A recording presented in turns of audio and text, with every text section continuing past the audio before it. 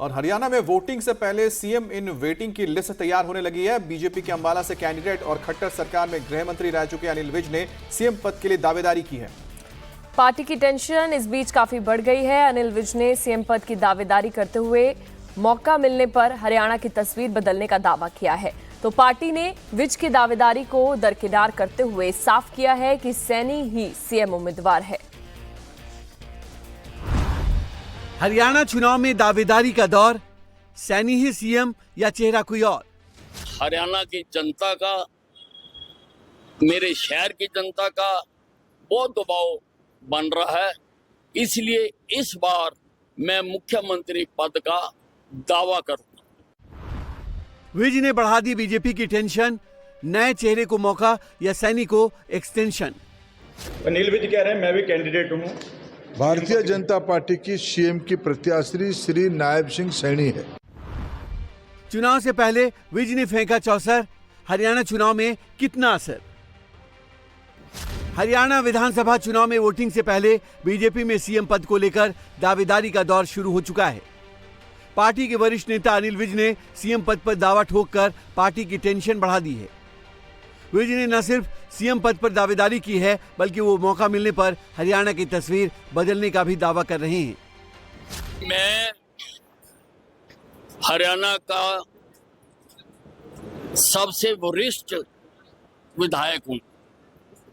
6 बार मैं एमएलए बन चुका हूं और 7वीं बार मैं चुनाव लड़ रहा हूं। मैंने आज तक पार्टी से कुछ नहीं मांगा है, लेकिन इस बार मेरे ऊपर हरियाणा की जनता का, मेरे शहर की जनता का बहुत दबाव बन रहा है, इसलिए इस बार मैं मुख्यमंत्री पद का दावा करूंगा।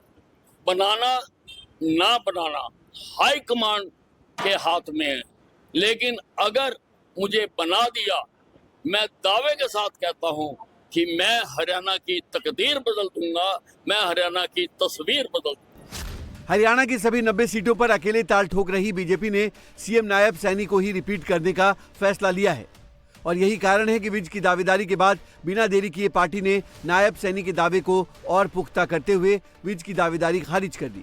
केंद्रीय मंत्री धर्मेंद्र प्रधान ने साफ कर दिया कि हरियाणा में सैनी ही सीएम कैंडिडेट हैं और प्रदेश में तीसरी बार बीजेपी सरकार बनाने जा रही है। अनिल विज कह रहे हैं मैं भी कैंडिडेट हूँ। भारतीय जनता पार्टी की सीएम की प्रत्याशी श्री नायब सिंह सैनी है। हरियाणा के नागरिकों को, हरियाणा के वोटर भाई बहनों को निवेदन किया है, तीसरी बार उन्होंने हरियाणा में भारतीय जनता पार्टी को सेवा करने का मौका देना चाहिए। अनेक कल्याणकारी योजनाओं को लागू किया गया है, युवाओं की आकांक्षा को पूरा की गई है, महिला सशक्तिकरण के ऊपर अनेकों काम किया गया है। दूसरी ओर कांग्रेस की बापू बेटे की राजनीति, भ्रष्टाचार की राजनीति, विशेष करके उनकी दलित विरोधी मानसिकता, पिछड़ा विरोधी मानसिकता चुनाव जैसे जैसे नज़दीक आया है वो सारे उजागर हुआ है। अमेरिका की धरती पर राहुल गांधी जी कांग्रेस सत्ता में आने से आरक्षण बंद करेंगे कह के उन्होंने अपनी असलियत दिखाई है।